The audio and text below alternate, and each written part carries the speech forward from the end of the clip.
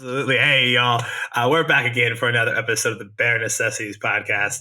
And I couldn't be more excited about today. In fact, I should have hit record about 10 minutes ago because Ronnell and I have been chopping it up and hitting some high notes. But my guest today is not only a badass founder, business owner, entrepreneur, podcast host, sales enthusiast, and now published fucking author. Speak it. But but he is somebody that I call a really good friend. We met online during 2020 when we were running our Half Day group boot camps.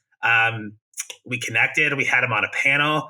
We connected again, and we just kept staying in touch. And then I came to a Business and Bourbon event in DC, and it was like minute I met Ronnell in person, it was like I met somebody that I've known for 20 years. And I think that's the kind of relationship we've had since we've known each other for the last 3 years. And so I'm excited to have you on the pod. He's an award-winning entrepreneur. He's a business leader who has dedicated the past 2 decades to helping people and businesses maximize their growth. And he has some of the dopest, realest content out there. He does not afraid to post, and he talks about the real shit that happens. So Ronnell, thank you for being on the show, my guy. Rob, it is my pleasure, dude. And yes, to your point, man, I wish we were running this shit like 10 minutes early because we're just vibing. But here's the thing. I know that will continue because, real recognize real. So you and I can do this thing for hours if we, and we have. That is true. Let's not, the audience probably doesn't want us to go for hours this time, but we could. Absolutely. Well, before we kind of get into it, I want to say I love the new look of your studio. Thanks, bro. Is the NBA Jam still in the corner there? It's just hidden out of the frame? It is still in the corner. It's hidden out of the frame, and it really wasn't supposed to be part of my backdrop. It was supposed to be part of my mental health routine. But, it was my a way of stepping away from the work for like little bite-sized moments, right? So I could kind of refresh. But shit, it's just become like a cool backdrop piece now. Yeah, I love it. And I love that you have like the vinyl, you've got the shut the hell up and sell, and you've got the whiskey collection in the corner. And for those that don't know Ronnell has a couple of different businesses, one being Business and Bourbon, which is not really a business, but more, I would say, of a community, an event organizer, a network extraordinaire. It's a lot of different things to a lot of different people, but it's around this idea that you get great people in a room, good conversation happens, and it just so happens over a glass of whiskey, right? So would love for you to tell, what, to me, I've always loved Business and Bourbon. What was the idea behind it? Like, what got you excited about business and whiskey, and how did those two fusion happen in your brain to create? And what I say about Business and Bourbon, I don't think it's a business. I think it's an experience. Every no doubt thing is intentional. Every interaction is an experience with the brand. So let's talk through that a little bit. Let's start there. Rob, one of the biggest misconceptions about Business and Bourbon is that we are about whiskey. We're not. We're about business, and we're about creating an experience where leaders can connect, right? Where they can connect, and we're super intentional about business. There are a few things that drive us. One, education, inspiration, and motivation. Those 3 things drive us, right? We want to make sure that everything that we're doing is educating, inspiring, or motivating people. The second thing is we want to help people to do better business. And we believe that the key to doing that is through building deeper relationships. So, if you come to like a Business and Bourbon in-person experience, it starts with getting the right people in the room. Our community are people like you, man. That's the magic. A lot of entrepreneurs and sales leaders that are coming together for the right reasons, which are not to sell people their shit. It's to grow their businesses and to build relationships with other people that are like-minded. And that's, putting myself out the way that I have over the last, 5-ish years in social media has really helped to create that community of like-minded people like you. It attracts people like you, like me, that kind of have some similar ambitions, have similar aspirations, have similar values. So that's what you get when you come to a Business and Bourbon experience. So, what we do is we just try to create experiences that make impact, that aren't superficial, that aren't bullshit, right? Here's what it is not. It is not a like come and get drunk whiskey tasting. Nope. It's not about we invite great entrepreneurs and leaders like you. Thank you for being one of our panelists at Business and Bourbon to come again and to educate and inspire. My job at the end of the day is to create an environment that's conducive for connection, right? Conducive. What's a win for me is like that people, when they leave a Business and Bourbon experience, whether it be online or in person, that again, we check one of those three boxes. They got educated, they got inspired, or they got motivated. That's what it's about. That's our secret sauce. Our secret sauce is an intentionality, an intentional focus on the audience. I care about them. When they win, we win. And just so that I'm clear, Rob, this isn't like some altruistic, heal the world bullshit. This is the way to do business, guys. This is the way to be successful in business. The way to be successful in business is you got to take yourself out of it. You got to separate yourself, separate your product and your service from the outcomes that you're trying to create for the people that you serve. Right? So when my audience comes and wins, which is they get a connection, they get educated, they get motivated. That's how I win. It builds affinity for my brand. It builds affinity for the brands of our partners and sponsors. And thereby we can now connect with those folks and do more business with them. So we're super intentional about business. And like I tell people oftentimes will screw up the name. They'll be like, "Oh, bourbon and business." I'm like, nope. It's always business before bourbon. That's what we're about. Well, I love that because, the three things, inspired, was it inspired, motivated, and education, motivation, inspiration. Yeah. Because usually all three are going to get hit, especially and I know it's different, right? We were talking pre-show about, we did a podcast. So I went to the DC Business and Bourbon, was it 2 years ago, back in 2021, which was amazing. Was on the panel. And we did a podcast afterwards. We were talking about the podcast in person, you're looking eye to eye and you're vibing off each other. This format, this virtual format we do podcast is amazing, right? We can do a lot of cool stuff. We can reach such a great audience. We can talk to people from all over the world.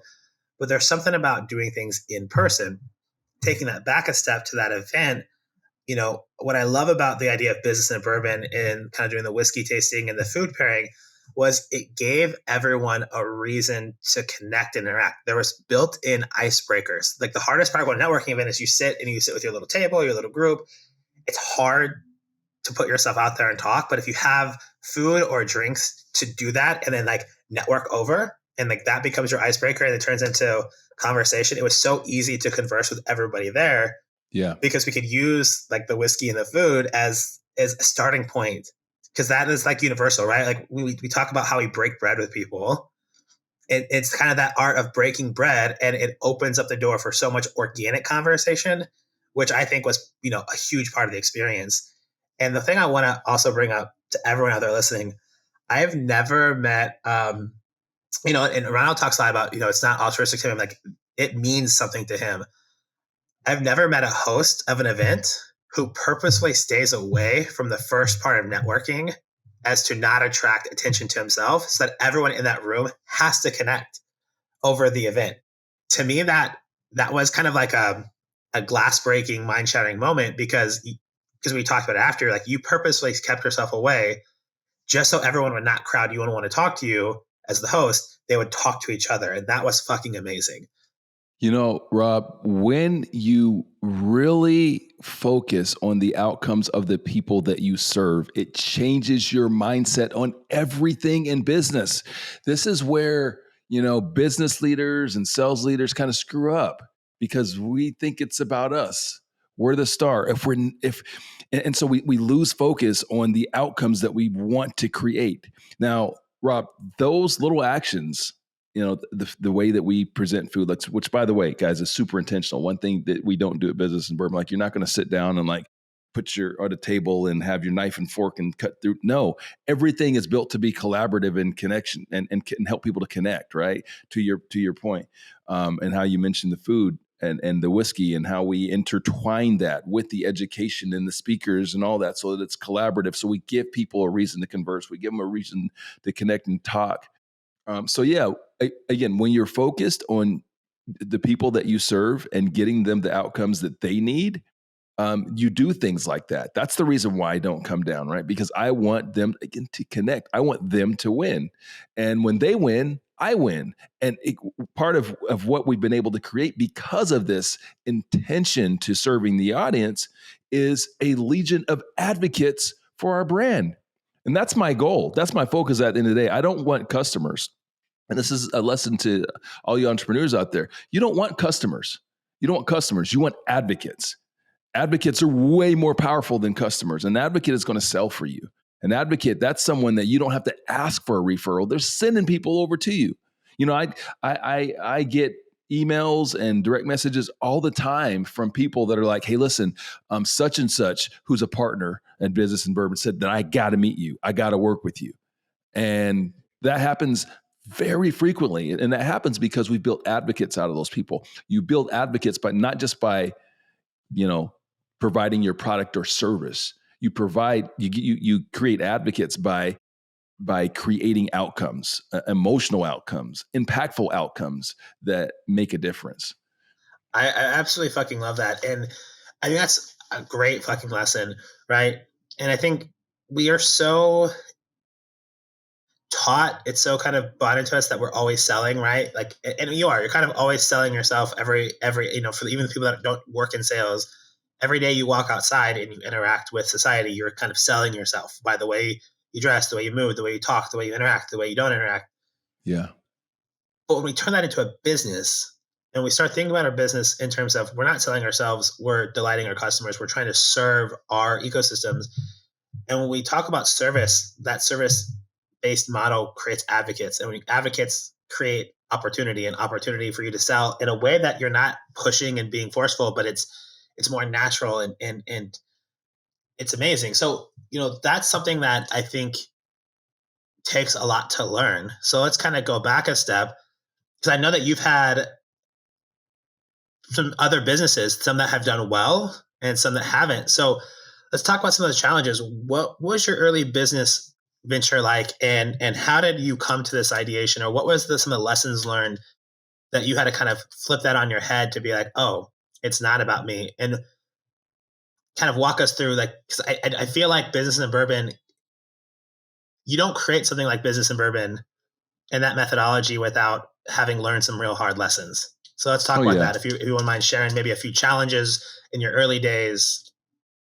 Oh man. So, one of the things before we talk about it, I'd love to dispel this, I don't want to say myth, but just this, some bullshit that's out there, Rob. And here's what the bullshit is. Like, everyone talks about service. Like, so you guys are listening to me right now and you're like, oh, you've heard this shit before. Yeah, service to customer. Of course. Yeah, of course. Everyone talks about solutions and service. Everybody. I'm in the technology sales world. I own a company that's in that space. I do a lot of work with technology companies and SaaS companies, UCaaS companies. Everyone talks about that shit, but very few really understand what that means. And part of the reason for that is everything in business and sales is usually about us, right? Like, there's whether you're prospecting or you're building your business or whatever, it's really, it's understanding yourself. It's motivating yourself. It's all of these things. So it's me, me, me, me, me, me, me, me. But the second someone grants you an audience with them, the minute that someone honors you with their time, their most prized asset, it now has to be about them. You got to flip the switch. And so, like, that's what I'm teaching in the book. So in the book, again, we talk about things like solution selling and service, but people don't really know how to do it. How do you flip that switch? How do you turn? So I wanted to educate people on how to do that, right? So that's I didn't want us to just gloss over that, because I know you guys hear it so often. Everyone's talking about solution selling and service and doing things with the heart and all this. It's all this altruistic stuff, but like, we don't really, everything's like so theoretical. We really don't know what it means or how to actually put action to make that happen. And it's hard because we're fighting against a natural intention, a natural inclination to be me, me, me, me. You feel me? Absolutely. And one of the things that I see all the time, right? Working not only in the sales training world, but especially with entrepreneurs. And, uh, I get to work with so many businesses that are coming from outside into the US and these different cultures and things. And it's so funny to me how many people talk about service, but how few walk the talk about service. Yes. Mhm. And that's why I think it's such a buzzy, catchy thing, Absolutely. but you don't fucking see it enough, right? And tell me if this resonates with you. How many times that when you finally grant an audience with somebody, it's 30 minutes of them talking at you and not talking with you, right? It's like, why the fuck did I just sit in that 30-minute call? So Rob, part of the reason is because they don't know how. They don't know how to do anything. Think about if you go to a corporate sales environment, or you get hired in corporate, or you go to a sales training or whatever. You're taught how to do discovery, and you're saying, "Hey, look, okay, I got to ask these questions." Right? When I sit down with when Rob grants me an audience, I got to have my questions prepared, and I'm going to ask Rob my questions. So here's where I turn this shit on its head. Your questions are all wrong. They're wrong because your questions are all centered on you. Like when I sit down with you, Rob, and I'm selling you laptops, I'm going to ask you questions about, hey, well, Rob, how do you use laptops? Well, you know what? And do you like keyboards that do this and this? Think about this. The questions that I'm asking you are all from the standpoint of my product and service and what I do. Listen, I wouldn't be sitting in front of you, Rob, if I didn't already have alignment. I know you could potentially need a laptop, right? That's why you granted me an audience. So the minute I get in front of you, I got to start asking you questions about what's going on in your world. I got to find out what matters the most to you. Because then once I understand what matters the most to you, when I turn around and I present my laptop to you and say, okay, Rob, so here's the thing. I'm going to propose this whatever laptop to you because this is going to impact the shit you care about. Now you'll be able to do this that allows you to manage your QuickBooks better or whatever. I don't know. Some I'm not the computer guy, but you guys get the point. So it starts with changing the way that we do discovery and that we ask questions. We have to ask questions to really uncover what's going on in that person's world, what matters most to them, what are their ambitions, what are their aspirations, what's going to get them hired, what's going to get them fired. And that's just not that hard to do. This is stuff that I teach too. It's not that hard to do because people love to talk about themselves. If you are, you're hitting on those right triggers and you're genuinely curious or aggressively curious. And this is something that I love, and we talked about this. And so I'll also link in here. I was on your podcast for the book, Shut the Hell Up and Sell. And we are talking about retail days and retail experience. Yeah. And how we both got our start in retail. And one of the things that I know made me successful in selling shoes, when my first job was selling shoes, my first job was in customer service working at a pizza restaurant. And then I got into selling shoes. People used to come in all the time. And it was easy to like, oh, this shoe is great because of this insole or that. But my first question would be, so why are you looking for a new pair of shoes? Is this to go with the fit? Is this, are you looking? And I sold a lot of running shoes. Like, what kind of running do you do? Are you more of a sprinter? Are you doing long distance? Are you just hitting the treadmill? Are you hitting pavement? And like, oh, that's an interesting question. Well, the reason I ask is some shoes are better for hitting pavement and some are better with treadmill. And then I would talk about their gait and they'd be like, wait, how do you know about this? It's like, well, I'm actually going to school for exercise science. So, but also just like the natural, foot. And when you start talking about that, like it made it so easy, and I became a top seller because I never tried to sell the shoe. I asked them what they were using it for and what their goals were, and they would start talking about it. I was like, well, hey, I know that there you go. You may be a Nike fan, and I can show you what Nike shoes are best, but based on what you're telling me, my recommendation is actually the New Balance. It's not as cool looking. It's not Nike, but you'll get more tread out of them, and your feet will thank you. Would you be interested in trying them on? And that was it. Now, Rob, what happens when you deliver, what ultimately happens when you go through the process that you went through is you're going to deliver better outcomes for them, right? So they're going to be, when they go home and they start running, we're like, oh shit, hold on, goddamn, yeah, this feels good. And they're going to come back and buy more shoes from you. That was beautiful. This is simple stuff people don't get. And that's why I say, it's a lesson learned. And I was sitting in, there's a book called Gap Selling by Keenan. And I saw him at Flip the Script Tour with Beck Holland, Larry Long Jr., and Guillaume Mbake. And he was talking about how he has all of his sellers, when they do their kind of thing, they never say, they always say it is my recommendation. My recommendation is this, right? You're giving them a recommendation, not a product. And I was thinking back, I was like, shit, I've been doing that my whole life. I've always talked about my recommendation would be this, and it is because I got that lesson in retail. And so, what kickstarted this whole conversation was like, so some of those hard lessons learned. There's a great story about the gold watch in your book. I'm not going to have you tell it on here because I want people to go get your book, but it's one of my favorite stories, and it taught you a lot of tough lessons. And that's why I kind of asked that question. Is like, Okay. getting here is all about some of these lessons learned. And I've had a chance to read the book, and we'll talk about it here in a little bit.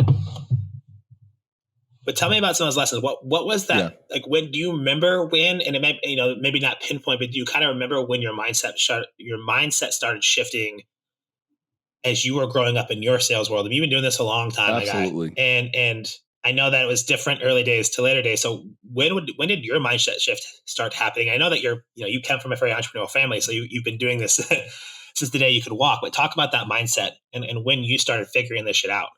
I absolutely remember when it started to happen. And nothing is like an immediate like light switch, right? It's something that happens over time. And this is why I always tell people, like, man, consider the source when you're looking for advice, you're looking for direction, you're following people on social media. Like, check them out, make sure that they've lived the lives that they're that lived lives and have experience that lends to credibility to be able to tell you what to do. Okay, so for me, and I think this is actually something I share in the book. It's all good. It's something I share in the book. Um, it started a turn for me when before I was in full on entrepreneurship, and I was working in corporate sales. And I come from a sales background. I'm super proud to be a seller. Always have been. Like, I was fortunate to start my sales career in an environment that wasn't like, oh gosh, I just kind of fell into this, or oh, I want to get into marketing, but I got to do sales. Or no, like, we were proud to be sellers, and like we were what everybody else wanted to be. And this is a bad like it's a bad example, but think about the movie like Goodfellas, right? Think about Goodfellas, and the young guys are watching the gangsters, and they're like, "Yeah, we want to be like those guys." That's what it was like for us, like for real. Like, we were the guys that people wanted to be, and so I took a lot of pride in that. Anyway, the part of the flip side of that is really developed this warrior mentality over the early years, where it was like I took pride in like just dominating and kicking ass, going out there and killing the numbers, and selling and moving on to the next one, and conquest and killing. And we use all those sorts of analogies or words back then. And so I was working at one company, and in the technology world, you start at certain levels, and then you move up. You move into the bigger company and the bigger environment, the bigger book of business, the the larger segment. You're going from SMB to enterprise, and so on and so on, to global. And so as I was making those moves up, I jumped from a couple of companies, kept moving up. Then I got to the top company. At least we thought they were the top. I learned that at the end of the day, like, they were the shittiest salespeople because they were the laziest salespeople because they were at the top. Story for another day. So I got to the top, at least who I thought was the top at the time. And I'm like, okay, cool. I'm in the house. Like, I'm taking all these clients that I was working with at these other companies. They're going to come right along with me. And so I started reaching out to these customers that I had sold at my other companies, and they'd grant me a meeting, or we'd hop on the phone, we'd shoot the shit for a minute, but like, they weren't leaving. I couldn't get these people to come, and I didn't get it. I'm like, yo, I'm your dude. Like, I'm the guy. Like, why aren't you coming with me? And what I learned through that was they weren't coming with me because of that mentality that I had. I wasn't the one really providing them value. They weren't coming to me because they weren't my customer. They were the customer of the company that I was at. And I was just the dude that sold them something, right? And so I learned through that I really needed to create advocates for me. And to do that, you got to earn them. Like you can't get it just by selling somebody, and you sell somebody and someone else is delivering on it. Like you don't even have the opportunity to be an advocate, to create an advocate out of them.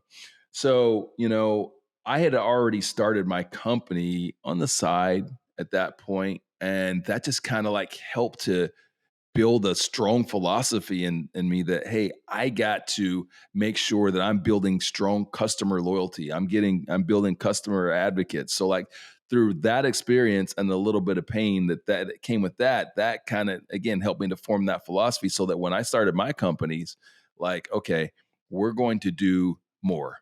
We're going to build high affinity. And that's what you see like to this day, like with Business and Bourbon has extremely high affinity.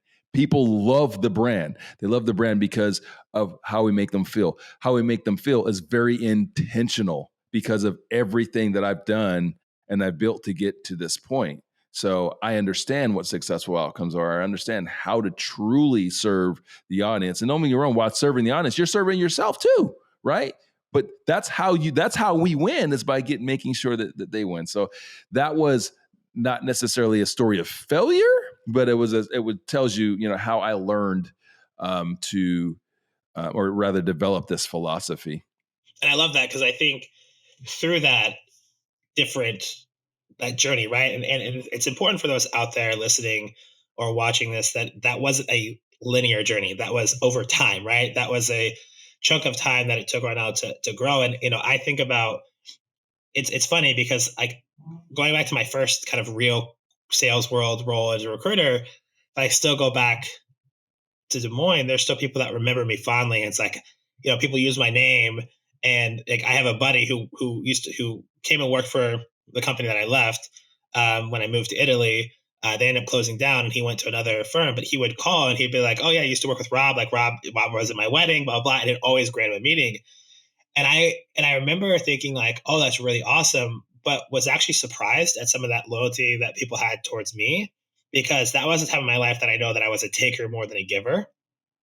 And like I sometimes look back at my career and I don't regret anything, but I cringe at like how um immature I was, how, selfish I was at different points in my career.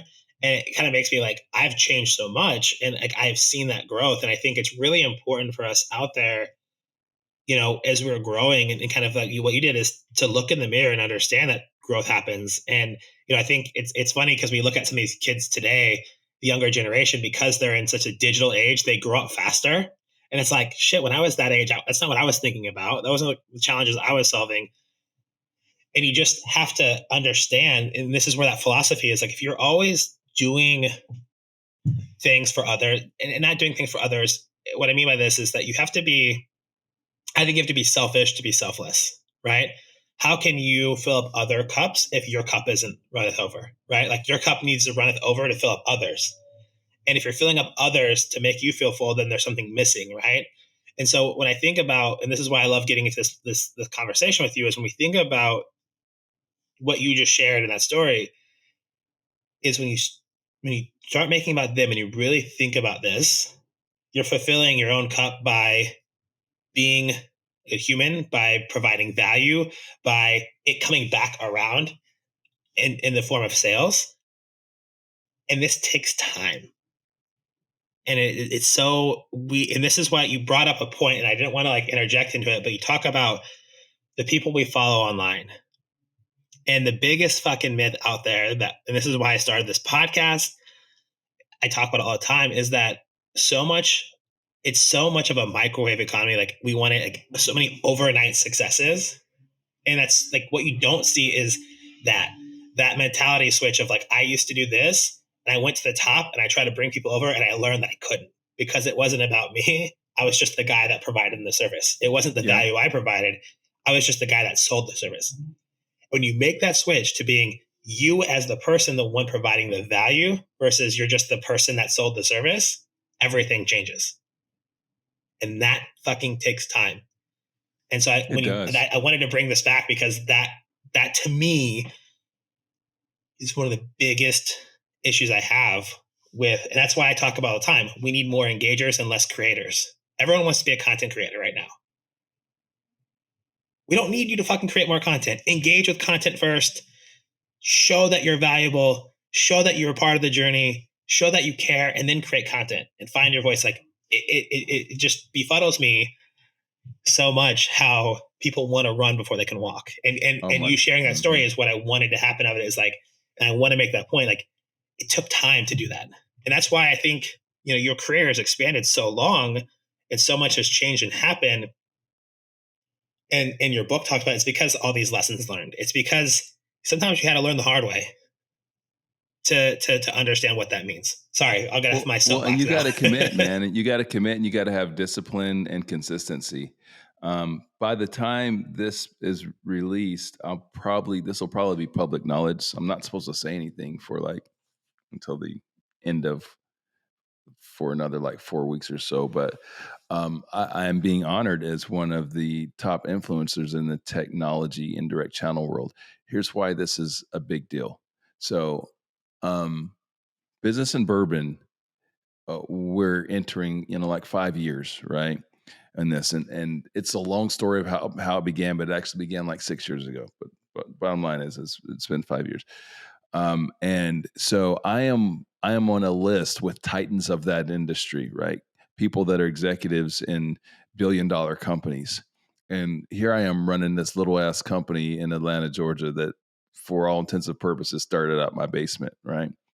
And the way that I got there was through these lessons learned over, the 15 years prior to that. And this intentional focus on what we've been talking about, the whole theme of this, of impacting, building advocates, and really being intentional with how we serve our audience, how I serve my audience and my customers, my prospects, my clients, everybody, right? Whether it's through the content that is created, like guys, I'm not just talking about when you come to an event. I'm talking about everything. Rob just has made mention of my content. I'm super intentional about content. I don't like superficial bullshit. I don't like it. If you guys are out there doing it and getting all your likes and everything, attaboys, more power to you. I'm not hating on you. It's not for me. Everything that I do, I try to do it with an eye on impact. And it makes impact. So how do you do that? Or I'll just tell you what I do. So every time I'm posting something, I don't care if it's a picture or it's a video, there's always lessons. I'm checking one of those 3 boxes: education, inspiration, motivation. I'm intentional about that. And here's what happens with that. Sometimes you're not going to get the attention that you think that you deserve or you should get. It's just not going to, it just doesn't happen, but you'll get the attention that you need. Here's what I mean by that. I posted something I don't know, this is one example. It's happened a bunch of times, but this is a really recent example. I posted something a couple of weeks ago, and it was one of my honest, authentic, in the moment entrepreneur shares, and it did okay. A few people looked at it, liked it, commented. From a analytics perspective, it did all right. It's not my best, not my worst, but I got a direct message from a leader in a very big company in the space, very big company, one of the biggest, who I'd never spoken to, said, listen, hey, I check for you. I see you. I identify, I relate. Here's my number. Here's my personal number and my email. We need to chop it up. Right. So again, being intentional about these sorts of things, whether it's the event, whether it's the content, you build these relationships and these communities and these networks that you can really have tremendous success for, because you've got great alignment. You produce terrific outcomes. That's how you make a list. Will be announced with, people that have multi-million-dollar marketing budgets. I don't have a multi-million-dollar marketing budget. No. Hold on. How much is in my pocket right now, Rob? Let's see. I got $36.20. No. I thought you were going to at least say you had a bill in there. Come on. No, so the reality is I got no cash in my pocket. Who carries cash outside of my dad? My dad carries cash, but I don't carry cash. I like to carry a little bit of cash, to be honest. Yeah. Kind of that old school. And also, I use it because like when I go in New York City, like bars and stuff, I'm always paying with a card. But what I'll do is I always kind of give like that first tip, like $5, and then Uh-huh. I'll get great service the rest of the night. Like just give them like $5 on that first drink in cash, and they kind of know you're serious, and like they treat you well. Versus everyone else, because there's so many people, that come to a bar in New York. So like if you just do that, like that little Yeah. mental thing, like I get the best service, and like people never forget me after that. So I always like to carry a little bit of cash for that reason, and also just like bodegas and stuff. Sometimes I don't want to charge $2 to a card, so I need a little bit of spending cash. But I think it's That's more a a New product of that's New a New York. York thing. I get it, man. Like and I honestly I should probably carry cash because like I feel like in this digital currency world, or digital transactions, or I probably tip way too much. Like I feel like if I had cash, I'd be actually tipping less. I'd do better. Because it just does. There's nothing in your hand. It's just like, okay, where's your Venmo code? Okay, well, got your Venmo, got your Cash App, and anyway, you're That man, was I just feel really like hard. an It's asshole just if I don't roll with it. Bear Nation, thanks for listening to the Bare Necessities of Entrepreneurship. If you enjoyed this episode, please subscribe and leave us a review.